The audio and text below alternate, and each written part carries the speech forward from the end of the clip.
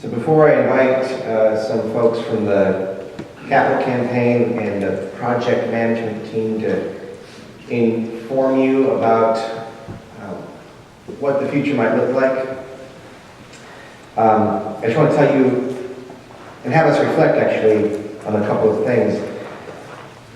This morning when the parents were coming over to pick up all the kids, one of them hung out for a little bit and we had some coffee, and she didn't know us really, and so she was asking Katie what Katie did, and Katie was telling her about the mugs and the graphics that she's designing for Unitarian Universalism, and she didn't know what that was, of course. It was sort of Katie's point, actually. So Katie started, we started to proselytize a little bit, and it was really cool. Those are amazing moments because so you go, first of all, we kind of declare the word not, which is fine. It's an easy way to sort of narrow the field in order to define who we are. We're not. We don't do dogma. As soon as you say that, by the way, it's very disarming for people who are allergic to dogma. For people who love dogma, maybe not so much. And there are those people. God bless them. But, for people who don't like dogma, who don't like creed, and who are suspicious of doctrine, when you say we don't do dogma, it presents an opening, and their face kind of opens up, and I'm like, oh, really? She's, at one point after we were done sort of describing what we were not, she said, wait, so how are you a religion? And that's a good question. Actually, one that I hadn't thought about for a while, so I was a little slow, but when I came back to it, I reached back to my undergrad roots, and I said, well, many Native American religious traditions do not have dogma or creed. They have meaningful stories and meaningful ways to understand the world that they're in, and sometimes the world that we only can sort of imagine that we're in. And so that started to make sense to her. And then we started to talk about our principles. Okay, so this is what we're not, this is how we're still a religion, and these are our principles: inherent worth and dignity, interconnectedness. Democracy is actually a religious principle for us, yada, yada, yada.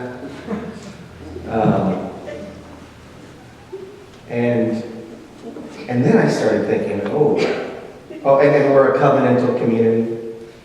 And so then I started thinking, do I do these things that I say? I know I've framed them as aspirations because it's a recognition of our frailty and our sort of inherent brokenness also, that these principles and our covenants are aspirational. Am I aspiring to them? And what do they even mean? Greg even had a moment as he was preparing for today where he reflected on what do these things mean. If you're happy to be the practice associate of the ministry, you get to do this from time to time, where you say, okay, here's what we say we are. I have to question, challenge, care for, encourage, support us becoming that. And the other way, the way that we all get to do that is when, of course, we meet somebody who isn't a UU. And we're sitting here saying, yeah, we support the inherent worth and dignity of all people. How many times have you been talking to somebody in another faith tradition and they say, or you see on the wall some crafty design that expresses one of their religious values, and you say,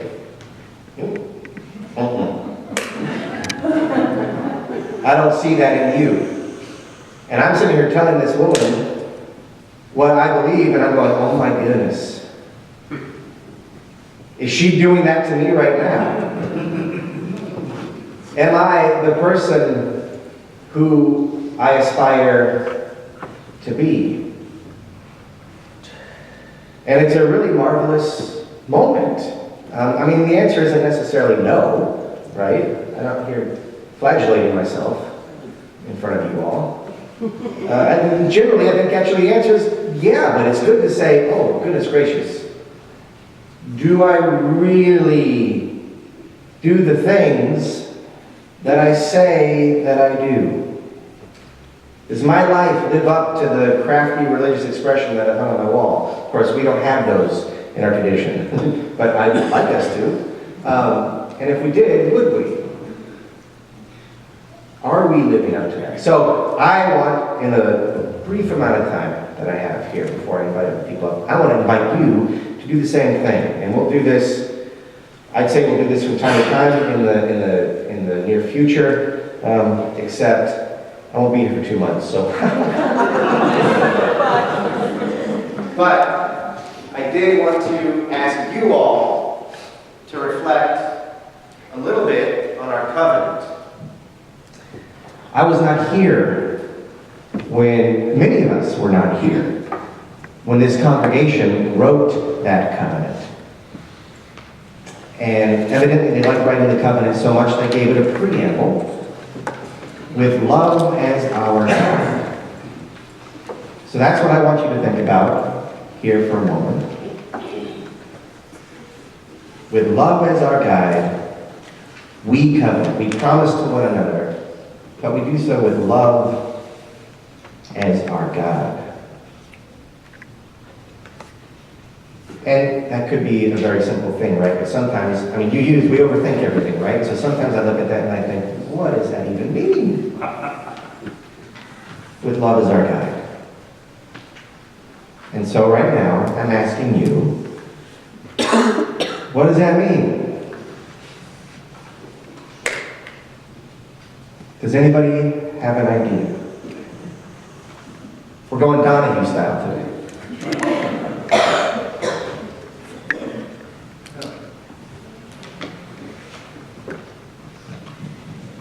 I think if the environment within me doesn't have love, then my behavior and what I express and speak is not properly guided. Nice. So the environment on the inside frames and infuses your promise. And it's got to be love. So what does love look like in this instance?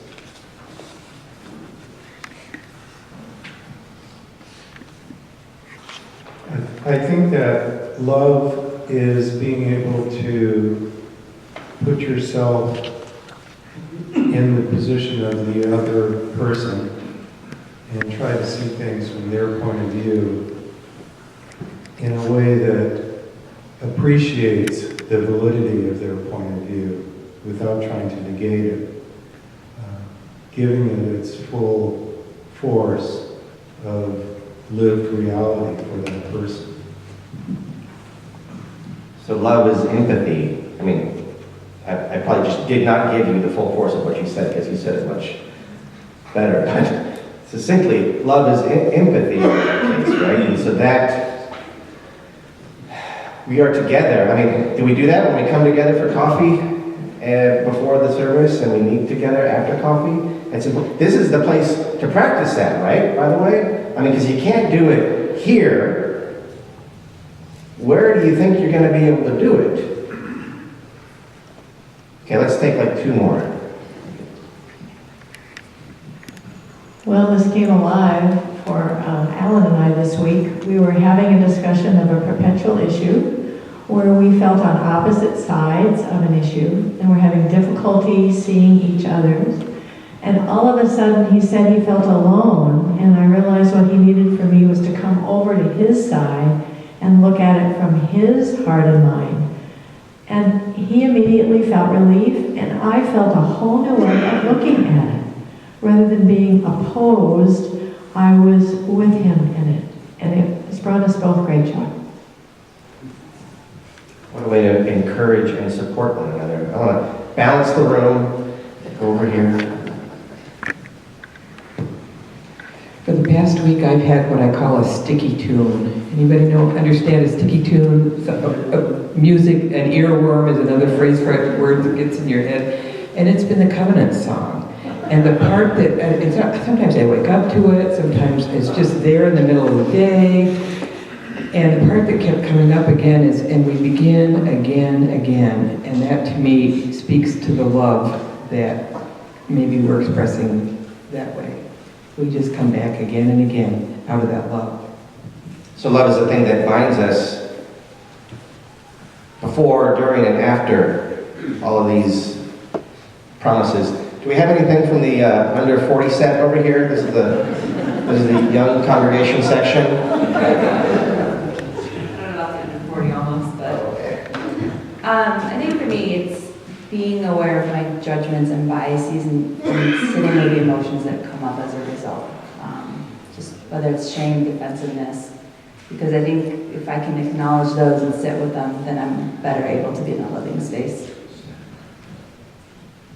Love is patient, right?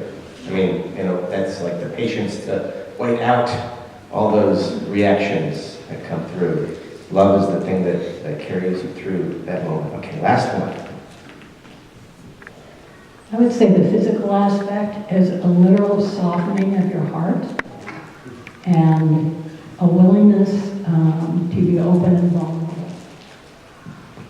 So you can almost feel when you're not going into a space with love as your guide, and it has a physical sensation to it. Yeah. So one of the reasons that this stuff is on my mind also is because at the 5-year financial planning workshop yesterday, we of course we're thinking about growth, right? And that's one of the reasons why we're moving. And so we are coming up with some possible goals, some program goals, some this and that and the other. How do we grow? Marketing, all this business, but none of it works. None of it works if the basic message isn't working. None of it works if we're not who we say we are, or at least trying to be who we say we are. So to me, that's the fundamental thing. If the best marketing campaign you can have is a single, or not actually single, but many happy, grounded, spiritually connected, justice-seeking, Unitarian Universalists that treat each other in the world with the inherent dignity and respect and worth that the world and we all deserve. That's how we grow, right? We grow by taking ourselves kind of seriously. So with that, I would invite, who's going to speak first, Conrad? Okay, I would invite Conrad to come on up and let us know, okay, so given that we are going to take ourselves seriously and grow as individuals and as a congregation, where are we going to be?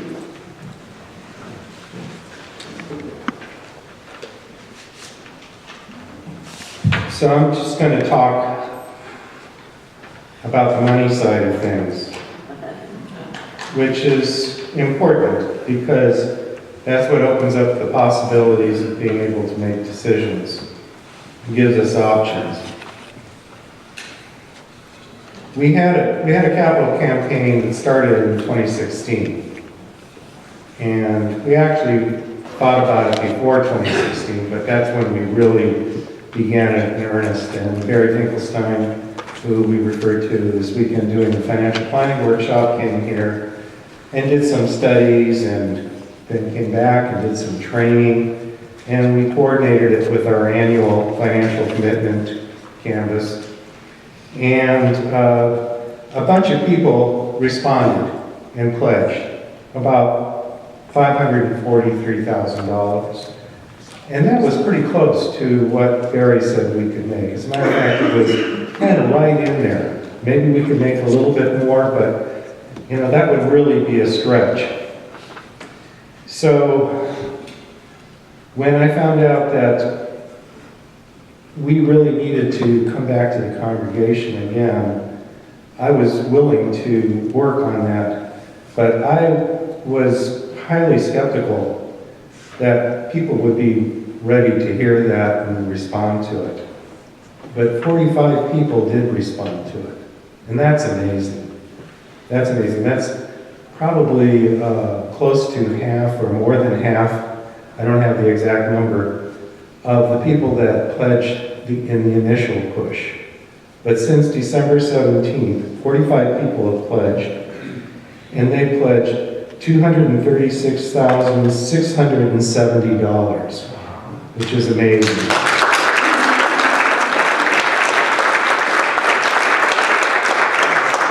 Now, part of the inspiration for these people, of course, has been the generous challenge that Bob Wallace and Kathy Kuzminoff put forward, that they would match 20% of the pledges, anything up to $400,000 in pledges. And so we need to add in their challenge match, and we're very appreciative to them, and I want to give them some appreciation.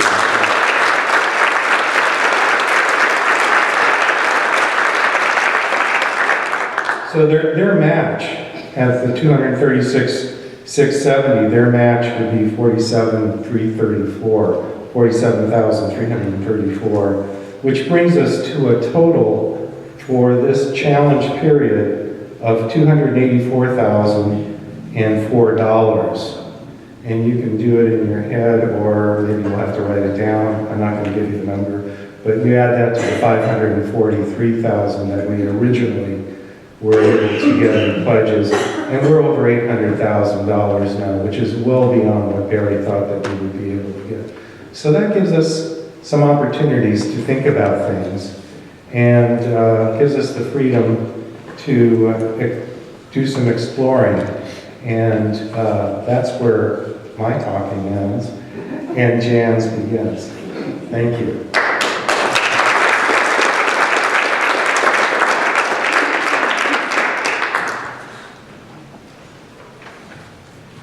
I've asked Greg to pass out some spreadsheets that many of you have seen over the last year or two. They've been updated, and they show the capital funds that we have, as well as kind of an accounting of expenses and what we're looking at in terms of monies available for a new building.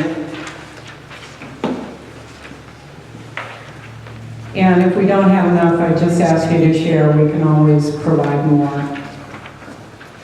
So good afternoon. I'm Jan Mulder, and I'm here representing the project management team. And as Conrad said, we've been wildly successful in our fundraising. We raised half again as much in another 3 to 4 weeks as we did in our original campaign. And that's truly astounding. And again, thank you, Bob and Kathy, for your generosity and for inspiring the rest of us to step up. When Jim Donnelly presented our range of building options in late December, we faced a substantial gap between available funds and our ambitious dreams. Now we're in a much better place. With your generosity, we have approximately $1.1 million available to build a new church home on the Cataro Farms Road property.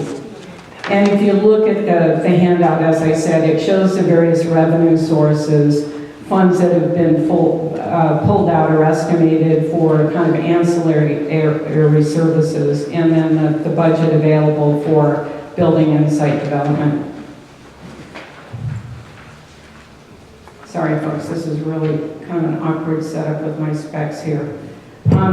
During the past several weeks, the project management team has received comments and questions from many of you. And like our congregation, the comments run the gamut. However, besides a general longing for a new home of our own, frequent comments have included a desire for plenty of windows and daylight, social space, safe outdoor play area for kids, sustainable features, incorporation of beauty, and living and building within our means. So a month ago, we were contemplating a steel building, or perhaps being able to enhance such a building, potentially to address some of the features just noted.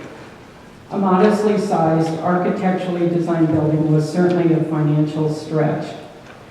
Now, having been more successful than we dared hope, and having started to explore other building approaches, the project management team would like to take a couple months to explore the feasibility of various options more in depth before settling on our recommendation.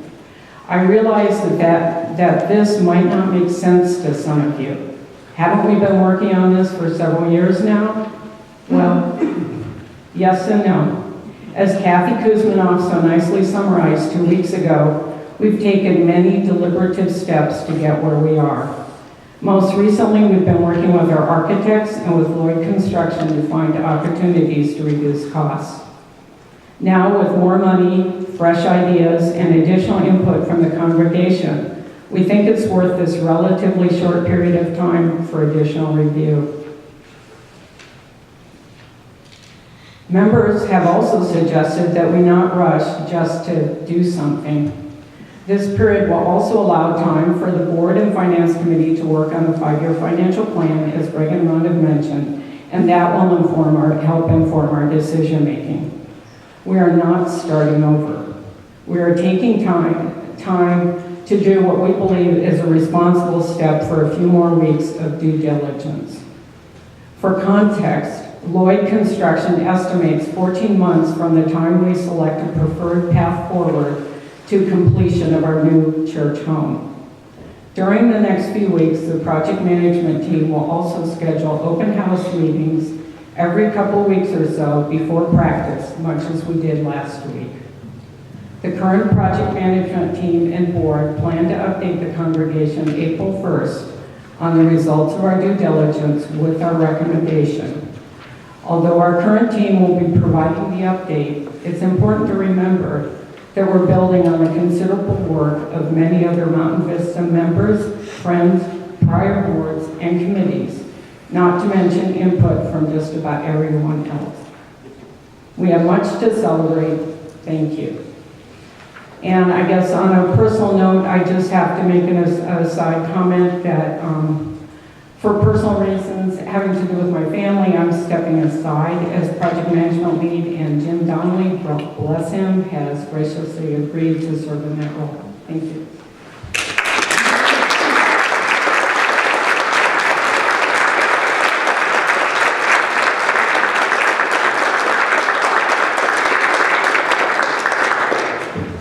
Thank you. She'll still be on the project management team, just not as the lead. So we still will have all that knowledge. Thank you all so much.